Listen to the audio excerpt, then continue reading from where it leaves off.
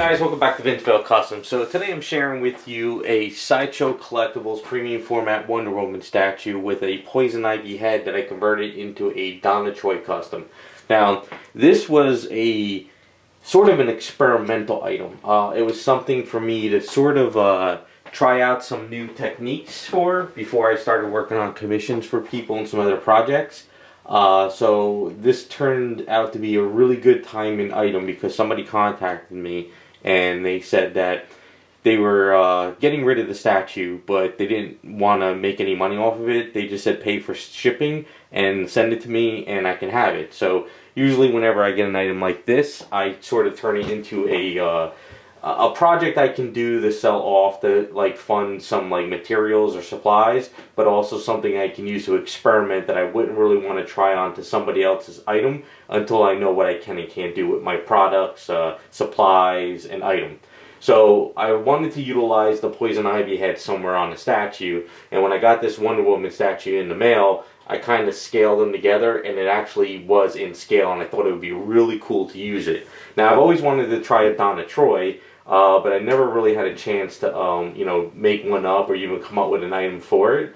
But the reason why I wanted to run with the Donna Troy is, if you saw in the beginning of the video, that one artwork of Donna Troy, I like the way they did the chest area. So it gave me the idea to really rebuild the chest where, like, the outfit is pushing the skin in. Now, I've tried it on a few statues in the past with the butts, you know, like if you have like a leotard outfit, you know, when it kind of stretches around the booty area, sometimes the leotard pushes down and the skin comes up. So I've been trying that more and more, and I wanted to try it up here, but I also wanted to try up here with having a really torn outfit that goes above the area. Because you can sculpt it coming down the chest area, but it doesn't look right. And to do this kind of a torn area up top, you can't really do it too well. So if you kind of see in this area, you'll see that there is some gaps here, because what I did is I put a metal rod here and then I sculpted the eaves on top of the metal rod. By doing that, you create an area, you could create an outfit that actually is a little bit more realistic, whereas if they were to mass produce this to have these kind of gaps in here and these gaps up there, really wouldn't do it work too well, because you have to sort of cast it separate, then you would have to glue it on and paint it and seam it like I did, and to get into those areas would be a nightmare. So making a one-of-a-kind area works, but trying to do it as a mass scale wouldn't. So this was a perfect time and item to try to experiment with that. Now, the other thing I'm learning to do more and more with these customs is whenever you have polystone and eaves mixed together, so say this area is polystone and then you put the eaves up here, when you go to sand these areas down, what happens is the eave sands faster because there's no stone powder in it, whereas the polystone that you get from Sideshow or any of these other companies, it takes longer to sand. So what happens is when you try to make an even sand, the eave starts going down faster and the polystone doesn't. So if you look really carefully when you prime your items, you'll see like a little bit of raised areas and it's not even. So what I'm starting to do now is anytime I want to create this type of a look where it's kind of pushing an area, or say there's a belt around her leg and you want to have like the skin coming up, like being like pushed up and stuff, what I have to do now is I have to kind of grind out the area and put all eaves there and then build it. So this way, whenever I start sanding down and I start to hit the polystone, I won't hit the polystone, I'll hit the eave, so I can get a nice smooth area. So I'm practicing a little bit more, I'm trying more things with it, and it's working out pretty well. So the way this worked is I pretty much rebuilt the chest area. I rebuilt the chest area, and then when I put this stuff over here, I grinded out that eaves and I built that, and it gave me that taunt area, like it's actually pushing down the breast a little bit and they're kind of squeezing out. So that's something I kind of wanted to practice, because I got a bunch of other projects coming up this year that I want to try this more with them. Instead of just kind of like, you know, like on the booty area here, if you were just to put like a bathing suit or an outfit there and you lay it over, it just kind of floats up. And I know a lot of statues you buy from like factories do that because they have to connect the legs together and they have to mass produce them. But for a one-of-a-kind, what I really want to try to do is kind of really start getting that more and more when I sculpt stuff. So like for instance, say I was doing a really muscular character and they have that bracer here. You know how sometimes those bracers are really tight on the muscles and the muscles kind of pop out from the bracer? So I got to start kind of working that into my customs a little bit more. I'm practicing, and it's good to have items like this to practice on. And like I said, one of the other things too is just to experiment with this, you know, poison ivy head, because it's such a design head that it's designed where both arms are going at it, like one arm's coming here, one arm's coming there. So it's very hard to take a head like that and chop out all that hair and then rebuild the ears and all that stuff. So sometimes you have to figure out how that head's going to fit and then build the hair connecting to it. So when I first started building this out, this area was sticking out too far because of the way the hand was bent up there. So after I sculpted the hair, I realized I had to grind this back out and rebuild it because it just looked very weird. And once I grinded that down and I built out the hair there and there, it worked out better. So it's kind of cool to be able to utilize a head that in the past I would have never used again. Like if I pulled it off the poison ivy statue, I would have never used it for another statue. But since this was in scale, it worked out pretty well. So other than that, the other good experiment with this item is, in the past, whenever I sculpted an item or I got a broken statue from somebody, because this arm came out here and this right hand was actually missing from the box.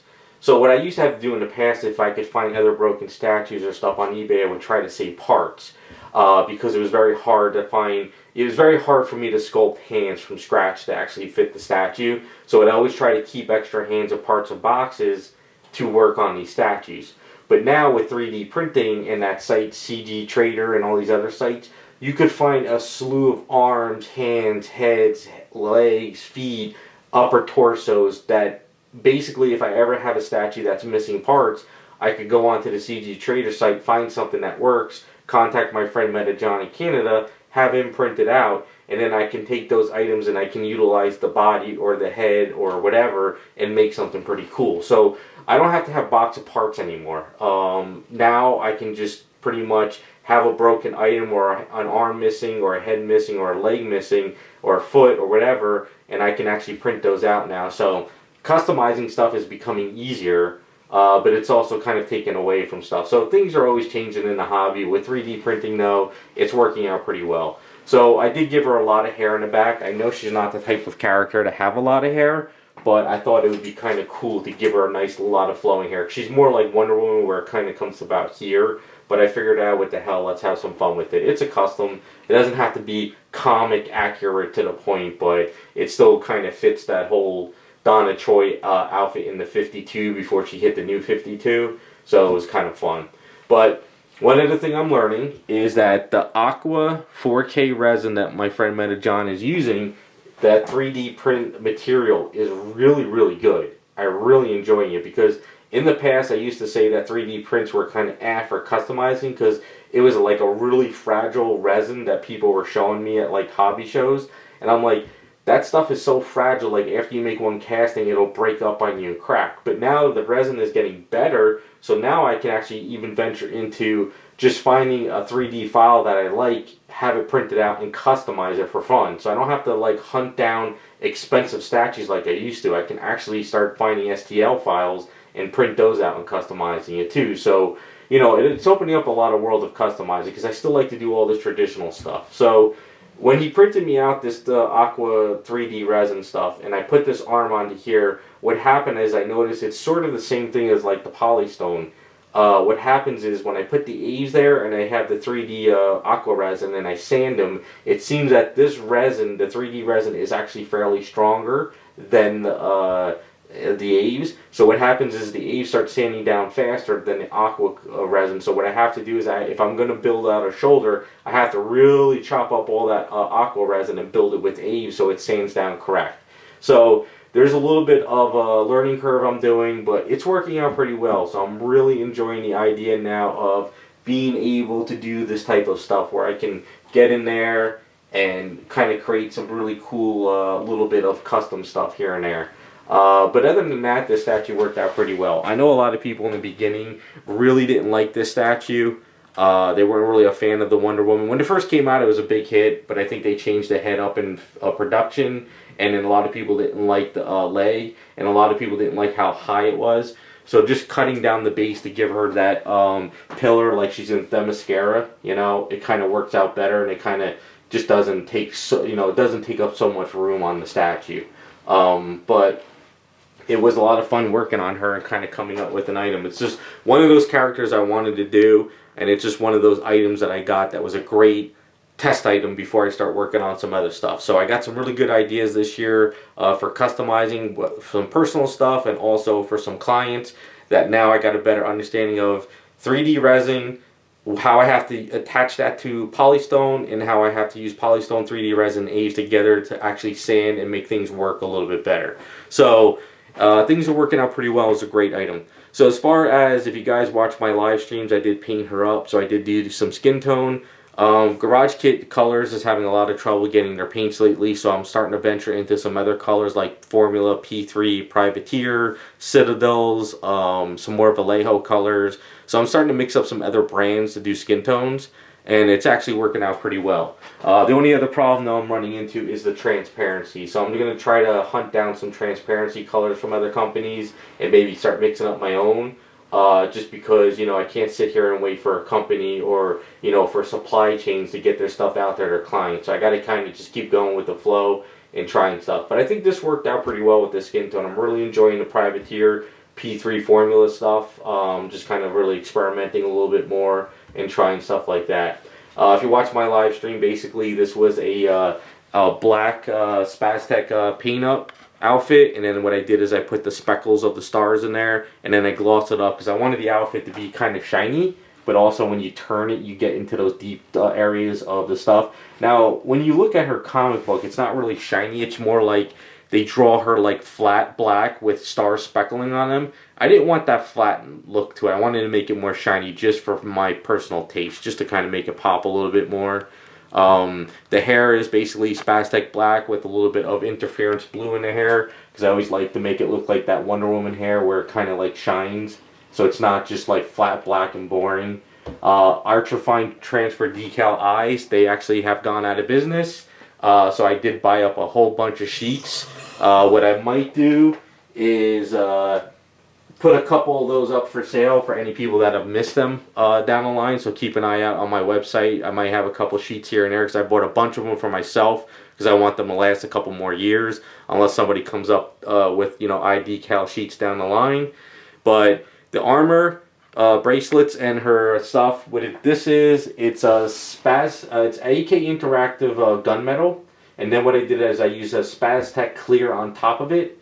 And then what I did is as the Spaztec clear was sort of drying, I hit it with Spaztec chrome real quick. So it gives it like a gunmetal sheen metal, but it's not like that mirror chrome. Because I'm trying to stay away from the Alclad mirror chrome. I wanted to give it like a metal shine, but the problem is you do all that work for Alclad chrome or AK Interactive chrome or Spaztec chrome, and then once you clear coat it, it just goes away. So what I'm trying to do is find other ways now to make a really cool solid metal that's kind of almost shiny to the point where it looks like chrome, but it's not that mirror stuff. So I've been toying around with some different processes to kind of get it, and I kind of like this a lot more for like Wonder Woman characters. So it feels like metal, but it's not like super chromed out that you see yourself, because that's kind of it's just so hard to keep it that way without messing it up with fingerprints and sealing and all that crap. So other than that, for her boots and the base, I went ahead and I gave her boots like a very dark white, dirty. I didn't want the boots to be perfectly clean. I figured let's keep the outfit clean, but if she's kind of walking on sanded Themyscira or on dirt, these boots are going to get kind of dirty. So I gave the base kind of like a off yellow look to it, whereas the boots are white with very light dirty stuff to it, just to kind of break it up and have some more fun. And I did a very, very heavy texture on the boots. So the texture on the boots is kind of like a very off-white to a white with a little bit of other colors into it, and then I spritzed up other stuff on them. So you got a lot of dirtiness and stuff into the boots. So I thought that would kind of break up the item a little bit more. But all in all, that is my Donna Troy. I had a lot of fun working on this. It was a great experimental piece. I'll probably just throw her up on eBay, throw her up for low price, let it ride, because this is kind of one of those items where I like to experiment, try a new character, throw it up on eBay, and then use those funds as like supplies for paints, other materials that I haven't picked up before, or just kind of replenish some stuff that I'm kind of missing in supplies. So that is my Donna Troy. Let me know what you guys think. Do you guys like the way it came out? Do you want to see more stuff like this down the line? Maybe some more head swaps, a little bit more pushing the outfits a little bit more up around there. Do you want to see more 3D print customs maybe? Or maybe kind of utilizing more 3D stuff onto like some Sideshow items as well, because I'm trying to experiment more. It's just that the problem I run into is you can only take a project so far before you spend crazy amounts of money. So I'm trying to limit to what I can add to it, but what I can take away and do stuff down the line. But during the year, I got some more projects. You're going to probably see a little bit more of 3D printed items mixed in with some of these Sideshow or Pop Culture Shock or even Bowen stuff down the line. And then maybe in another year or 2, 3 years from now, you might not even see many Sideshow stuff unless I find them cheap on eBay. I might be venturing more into 3D printed item customs as well. So we'll see how things go. Hobby's always changing, but I'm always having fun trying new things. So let me know what you guys think. Leave some comments for me. Appreciate any feedback. Thanks for watching, and we'll be back with some more videos.